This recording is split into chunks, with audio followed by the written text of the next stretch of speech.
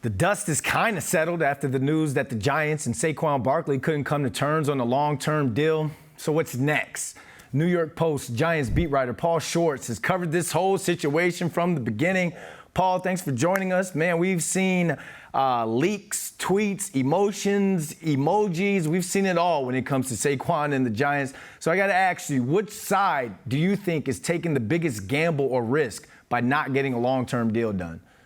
Hi, Brandon. It is what it is. That's all I have to say. It is what it is. That was Saquon's tweet. It is what it is. And I usually don't like that phrase, but sometimes it just fits. And it's true. It is what it is. Who is taking the bigger risk? I think Saquon Barkley is taking the bigger risk because it's $22 million in guaranteed money. You know, I dare say, Brandon, will Saquon Barkley ever sign a contract in his life that guarantees him $22 million after turning this down? I think the answer to that could be no. I would also give you this. Let's have this hypothetical. And I'll ask you this, Brandon. Let's see if you want to answer. If the Giants rescinded the franchise tag today with Saquon Barkley, right? Yep. What kind of market would he have in the open market? What kind of contract would he get next? What do you think? He's not going to get big money. No one is. You know, Josh Jacobs, Tony Pollard, Dalvin Cook is unemployed. He's not going to get big money. I understand that. So what I'm saying is, so these teams don't give you one dime more than they think they have to give you, right? Do they love Dexter Lawrence? Of course they do. Did they want to give him $90 million? No. The market said you have to give him $90 million, so they gave him $90 million.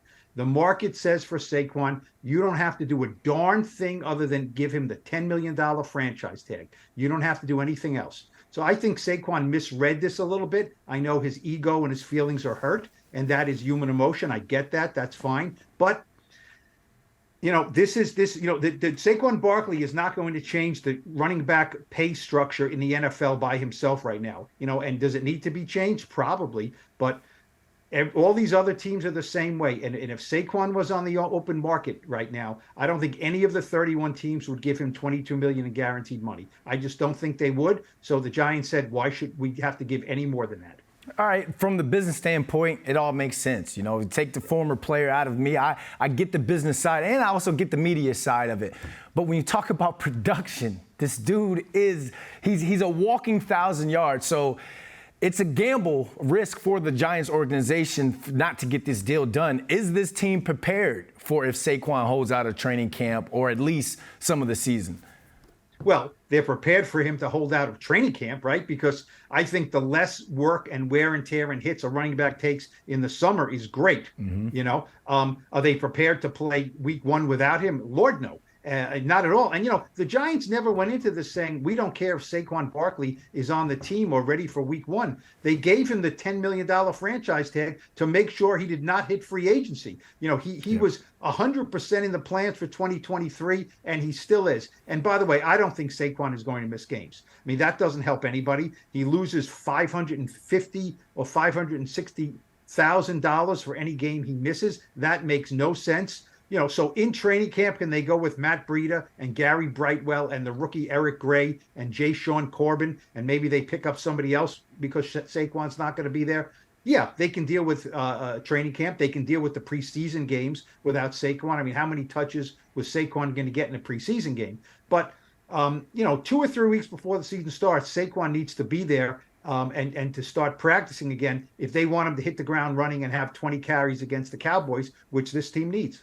And Paul, I want to get your thoughts on this one, man. Throughout the entire offseason, it was pretty much presented as like the face of the franchise versus the front office. So do you think that there can be any sort of happy ending to all this? And what would that look like? Well, I mean, it would look like Saquon having a great year. Look, they cannot negotiate with him anymore. He has to play on this tag or he doesn't play. So the happy ending is he has 1,400 rushing yards or 1,300 rushing yards. The Giants have another good season. They get together next year and say, you know what?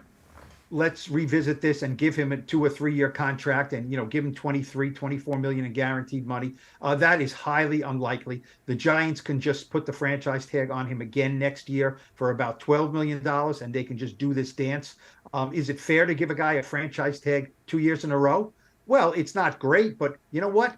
If the players are up in arms about this, then this is the collectively bargain agreement that their union made with the NFL. If they are violently opposed and vehemently opposed to the franchise tag at the next CBA negotiations, they have to say, we're not playing if there's a franchise tag anymore.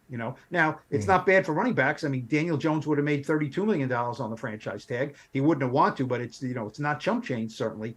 So I think what this does maybe is less for 2023, but it indicates that it's very unlikely that Saquon Barkley is on the team in 2024. That's what it tells me.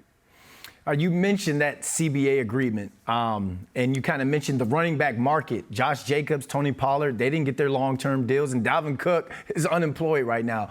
We saw a bunch of tweets from running backs in unison in support of each other. Do you think that these guys could possibly come together and bring a lawsuit against the NFL for collusion?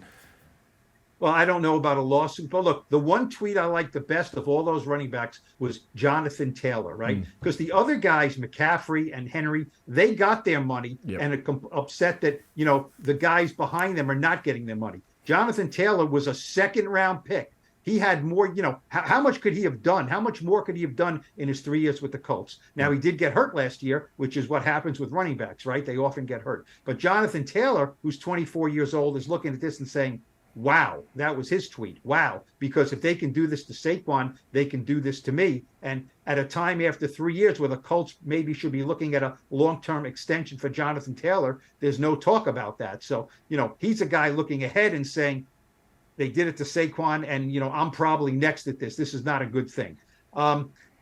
Lawsuit, collusion, 31 teams, 31 other teams in the Giants are probably in the same boat with these running backs.